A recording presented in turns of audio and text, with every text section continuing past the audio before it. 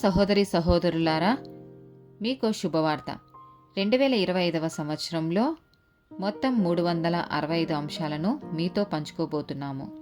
జనవరి 1వ తేదీ నుండి ప్రతిరోజు ఒక అంశము మరియు దానికి సంబంధించిన వాక్యమును పంచుకుంటాము.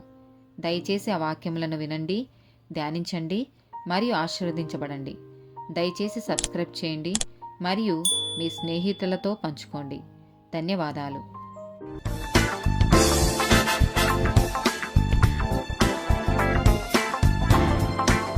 234th day topic పొరుగువారు.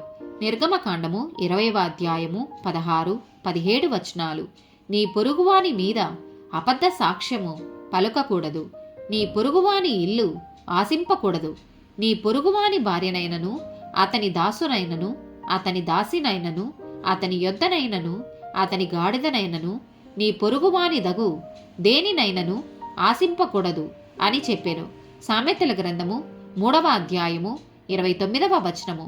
నీ పొరుగువాడు నీ యొద్ద నిర్భయముగా నివసించున్నప్పుడు వానికి అపకారము కల్పింపవద్దు. మత్తయి సువార్త 22వ అధ్యాయము 39వ వచనము. నిన్ను వలె నీ పొరుగువాని ప్రేమింపవలెనను 2వ ఆజ్ఞయు దాని వంటిదే.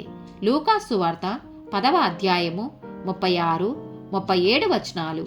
కాగా దొంగల చేతిలో చిక్కిన వానికి ఈ ముగ్గురిలో ఎవడు పొరుగువాడాయనని నీకు తోచుచున్నది అని యేసు అడుగగా అతడు అతని మీద జాలిపడిన వాడే అనెను.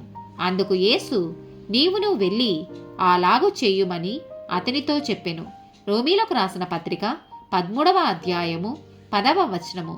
ప్రేమ పొరుగువారికి కీడు చెయ్యదు గనుక ప్రేమ కలిగి ఉండుట ధర్మశాస్త్రమును నెరవేర్చుటయి. యాకోబు రాసిన పత్రిక 2వ అధ్యాయము 8వ వచనము. మెట్టుకు నీ వలె నీ పొరుగువాని ప్రేమించుమని లేఖనములో ఉన్నట్టి ప్రాముఖ్యమైన ఈ ఆజ్ఞను మీరు నెరవేర్చిన ఎడల బాగుగానే ప్రవర్తించువారగుదురు.